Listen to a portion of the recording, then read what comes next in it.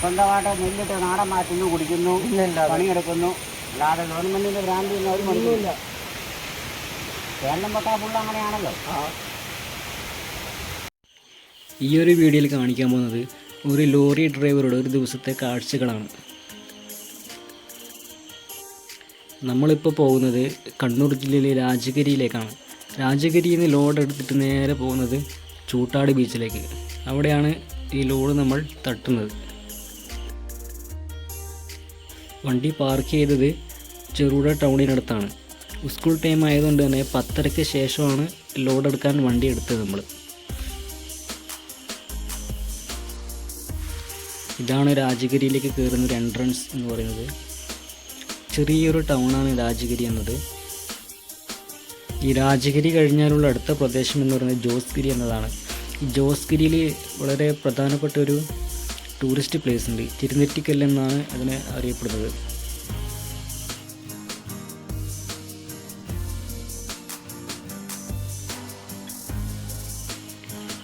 ഇതാണ് രാജഗിരി മലനിരകൾ.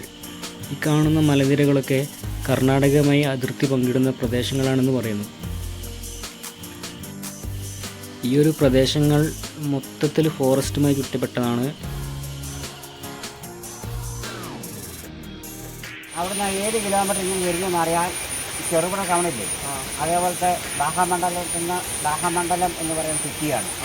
അവിടുന്ന് ഇങ്ങനെ ഇങ്ങോട്ടേക്ക് 27 കിലോമീറ്റർ മാറിയാൽ മടിക്കേരി എന്ന് പറയുന്ന സ്ഥലം, കൂർഗ് ഡിസ്ട്രിക്റ്റ് മെയിൻ സെൻറ്റർ, നമ്മുടെ കണ്ണൂർ പോലെ. അവിടുന്ന് പിന്നെ ഇങ്ങനെ ഇങ്ങോട്ട് മാറുന്നതനുസരിച്ച് മൈസൂറേക്കായി. അവിടുന്ന് ഇങ്ങനെ മൈസൂരിൽ നിന്ന് ഇങ്ങനെ പാസ് ചെയ്താൽ ബാംഗ്ലൂരായി.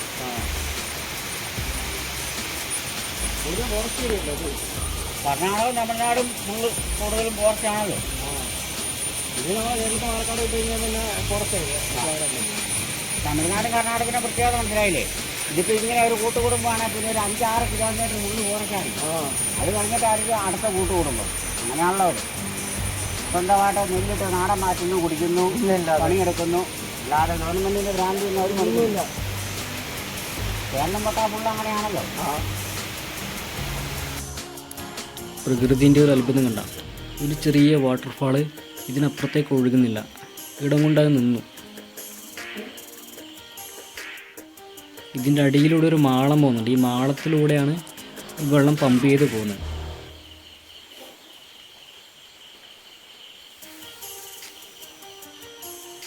ഇതാണ് ഈ കല്ലിൻ്റെ ഇടയിലൂടെയാണ് ആ മാളം വരുന്നത്.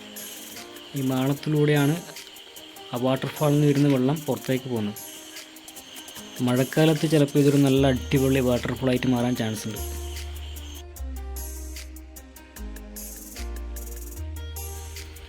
ഈ ഒരു കാഴ്ച എന്നത് രാജഗിരി കുന്നുകളുടെ ഏറ്റവും മുകളിൽ നിന്നുള്ള കാഴ്ചകളാണ്.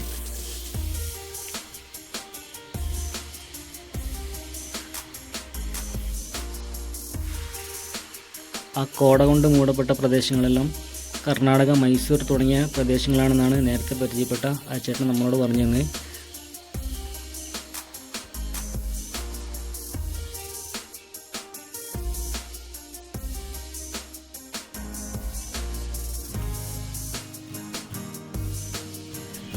അങ്ങനെ കുറേ സമയത്ത് കാത്തിരിപ്പിനൊടുവിൽ വണ്ടി ലോഡും കയറ്റി വന്നിട്ടുണ്ട്.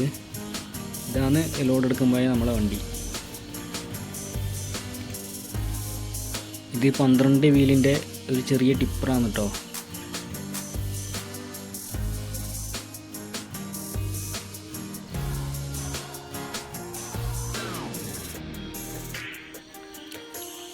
അങ്ങനെ ലോഡ് ഫുള്ളാക്കിയതിന് ശേഷം നമ്മൾ നേരെ രാജഗിരി കുന്നുകൾ ഇറങ്ങി. ഇത് പുളിങ്ങം എന്നൊരു സ്ഥലമാണ്. അങ്ങനെ ഉച്ചക്കത്തെ ഭക്ഷണം, സമയം ഇപ്പോൾ ഏകദേശം 1:30 കഴിഞ്ഞു. ഉച്ചക്കത്തെ ഭക്ഷണം കഴിക്കാനായിട്ട് നമ്മൾ നേരെ പുളിങ്ങം ടൗണിനടുത്തുള്ളൊരു ഹോട്ടലിലാണ് കയറിയത്. ഹോട്ടലിൻ്റെ ഉടമസ്ഥനാണെന്ന് തോന്നുന്നു. ഇങ്ങനെ നിന്നിട്ട് നോക്കുന്നുണ്ട്.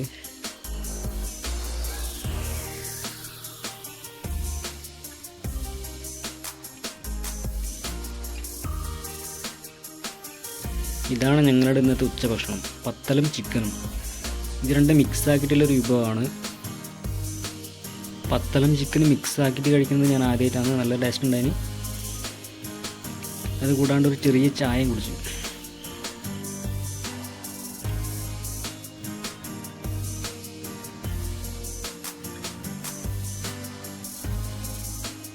സമയം ഇപ്പോൾ ഏകദേശം 1:45 കഴിഞ്ഞു. നമ്മൾ നേരെ ഭക്ഷണം കഴിച്ചതിന് ശേഷം ചൂട്ടാട് ബീച്ചിലേക്ക് തിരിച്ചു.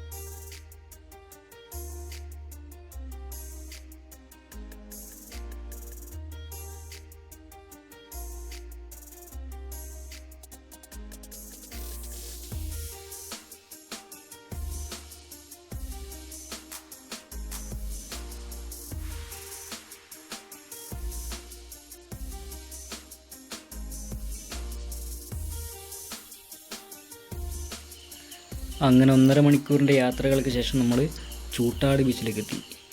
ചൂട്ടാട് ബീച്ച് നമ്മളെ വെൽക്കം ചെയ്തത് നല്ല അടിപൊളി മഴയിലൂടെയായിരുന്നു. ഇത് ചൂട്ടാട് ബീച്ചിലേക്ക് കയറുന്ന എൻട്രൻസ് ആണ്. പാർക്കിലേക്ക് കയറുന്നല്ല, ഇത് ലോഡ് തട്ടാൻ വേണ്ടി സെപ്പറേറ്റ് ആക്കിയ ഒരു എൻട്രൻസ് ആണിത്. ഈ ഒരു ലോഡ് തട്ടുന്നതിന് മുന്നേ ആദ്യം ചെയ്യേണ്ടത് വെയിറ്റ് നോക്കുക എന്നതാണ്. ഇതാണ് വണ്ടിയും ലോഡിൻ്റെയും വെയിറ്റ് ഒന്നിച്ച് നോക്കുന്നൊരു വേ ബ്രിഡ്ജ്. ഇതിന് വേ ബ്രിഡ്ജ് എന്ന് തന്നെയാണെന്ന് ഒന്ന് പറയുന്നത്, കറക്റ്റ് അറിയില്ല എൻ്റെ പേരെന്താണ്. ഇത് ലോഡ് ഇറക്കിയതിന് ശേഷം ഒന്നുകൂടി വണ്ടീൻ്റെ വെയിറ്റ് നോക്കുന്നൊരു ഭാഗമാണിത്. നല്ല അടിപൊളി മഴയായതുകൊണ്ട് ലോഡ് ഇറക്കുന്ന വീഡിയോ ഒന്നും എടുക്കാൻ പറ്റിയിട്ടുണ്ടായില്ല. ഇത്തരത്തിൽ നല്ല സൈസുള്ള സീവാളാണ് ഇങ്ങോട്ട് കൊണ്ടുവന്നത് കേട്ടോ. നമ്മളെ വണ്ടിയിലില്ലത് എത്രത്തോളം വലുതാണെന്ന് നമ്മളോടും കണ്ടിട്ടില്ല. ഇതാണ് ചൂട്ടാട് ബീച്ച് പാർക്ക്. ഈ സീവാളിൻ്റെ പണി നടക്കുന്നതുകൊണ്ട് തന്നെ ബീച്ച് ക്ലോസ് ആണെന്നാണ് എനിക്ക് തോന്നുന്നത്. എന്താണെന്ന് വെച്ചാൽ ഈ ബീച്ചിലൊന്നും ആരെയും നമ്മൾ ഈ വന്ന സമയങ്ങളൊന്നും കണ്ടിട്ടൊന്നുമില്ല. ഈ ബീച്ചിന് ചുറ്റും ഇത്തരത്തിലുള്ള വലിയ പൈൻ മരങ്ങളുണ്ട്. മഴയായതുകൊണ്ട് തന്നെ കുറേ മരങ്ങൾ സൈഡിലെല്ലാം വീണിട്ടുണ്ട്.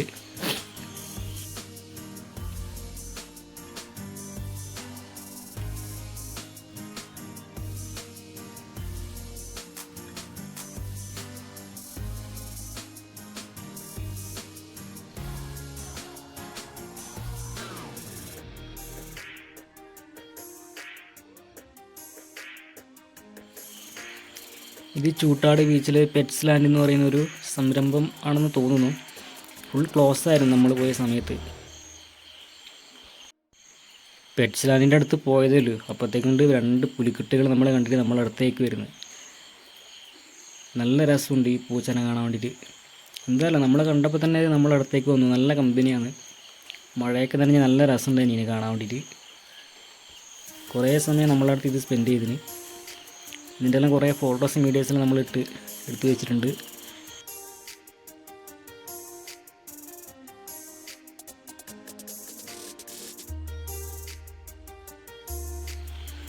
ഇന്നലെ വന്ന സമയത്ത് ഇത്രയും വലിയ തിരകളൊന്നും ഈ ചൂട്ടാട് ബീച്ചിലുണ്ടായിട്ടില്ല. എന്താ അറിയില്ല, ഇന്ന് മഴയായത് കൊണ്ടാണെന്ന് തോന്നുന്നു. നല്ല തിരയുണ്ടായിന്. ഇന്നലെ വന്നപ്പോൾ നല്ല വെയിലും തിരയൊന്നും അനങ്ങുന്നേ ഇല്ല. ഒരു ശാന്തമായ കടലായിരുന്നു ഉണ്ടായിരുന്നത്.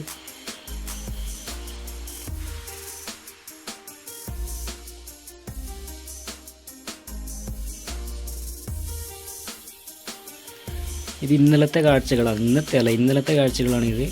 നല്ല ശാന്തമായ കടൽ, നല്ല വെയിലുണ്ടായിനി. ഇത് കാണുമ്പോൾ തന്നെ നിങ്ങൾക്ക് തോന്നും ചെറിയ രീതിയിലാണ് തിരയടിക്കുന്നത്. നമ്മളെ കാഞ്ഞങ്ങാട് ആ ഭാഗത്തുള്ള കടലിലെല്ലാം നല്ല തിരയടിക്കുന്നുണ്ട്. ഇത്രത്തോളം ഇതില്ല.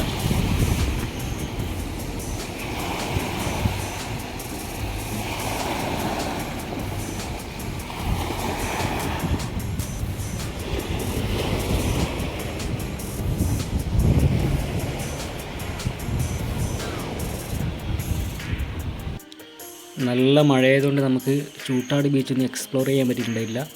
അങ്ങനെ നമ്മൾ നേരെ തിരിച്ചു വീട്ടിലേക്ക് പോകുന്ന വഴിയാണിത്. ചൂട്ടാട് ബീച്ചിൽ നിന്ന് നമ്മൾ ഇറങ്ങി. സ്കൂൾ ടൈം ആയതുകൊണ്ട് 5 മണിക്ക് ശേഷം മാത്രമേ നമുക്ക് വണ്ടി എടുക്കാൻ പറ്റൂ. അതുവരെ നമ്മൾ അവിടെ പോസ്റ്റ് അടിച്ചിരിക്കണം. നമ്മളിങ്ങോട്ട് കയറുമ്പം ഈ 2 സൈഡും നല്ല വെള്ളം ഉണ്ടായിരുന്നു. ഇപ്പം ഇറങ്ങുന്ന സമയത്ത് വെള്ളമില്ല, വെള്ളം താണു. താഴ്ന്നു പോയി. സമയം ഇപ്പോൾ 5:30 കനാൽ പോട്ട് എന്ന് പറയുന്ന ഒരു റെസ്റ്റോറൻറ്റിൽ നിന്ന് നമ്മൾ ചായ കുടിച്ചു വൈകുന്നേരം. അങ്ങോട്ട് പോകുമ്പോൾ ഫുൾ മഴയായതുകൊണ്ട് പോകുന്ന വീഡിയോസൊന്നും എടുക്കാൻ പറ്റിയിട്ടുണ്ടായില്ല.